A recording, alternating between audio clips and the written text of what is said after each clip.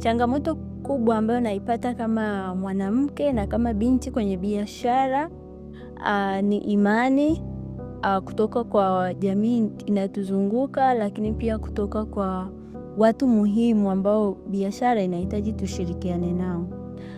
Watu wengi wanahisi kuna watu wamekuanzishia hii biashara, lakini kwa sababu ni bidhaa za kike wamekuweka wewe tu kusimamia. Kwa hiyo imani inakuwa ndogo kwamba wewe kama mwanamke sio rahisi kuanzisha biashara, lakini pia wewe mwanamke sio rahisi kuendesha biashara mpaka ulipofikia.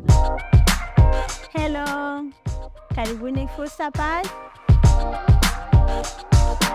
Naitwa Dr. Ida Mihindi, ni mwanzilishi wa FHT. Tunazalisha taulo za kike zinazoitwa FursaPath ambazo zinadumu kwa muda mrefu, hazina kemikali na ni bei rahisi, hasa kwa wasichana na wanawake wanaoishi vijijini na wanaotoka mazingira magumu. Binafsi nilikulia kijijini ambapo nikishuhudia wenzangu ambao wanahangaika kutafuta pedi huku wakitumia vitambaa chakavu, wengine wakitumia majani kama pedi. Kupitia FursaPath anapata pedi rahisi ambayo haina kemikali, lakini pia ni rafiki wa mazingira kwa bei rahisi, kwa anaitumia kwa muda mrefu zaidi ya miaka 2.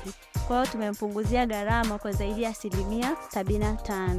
Like many women-led businesses, Dr. Ida had to overcome societal stereotypes that question women's ability to run successful enterprises. With funding and support from UNDP's Funguo Innovation Program, supported by the European Union and UK government, she is breaking these barriers. Through financial investment, mentorship and business development support, FursaPath is growing, reaching more women and girls, providing them with safe and affordable menstrual health solutions.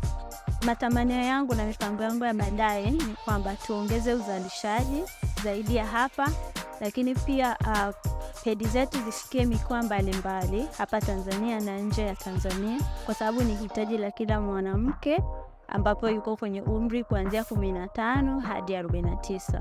Natamani kukumbuka kama mtu aliyegusa maisha ya watu, wanawake, kupitia ajira, kupitia taulo zetu ambazo watakuwa wanatutumia, lakini hasa kufanya pedi kuwa hitaji la msingi kwa wanawake na sio kikwazo cha wanawake kufikia ndoto zao.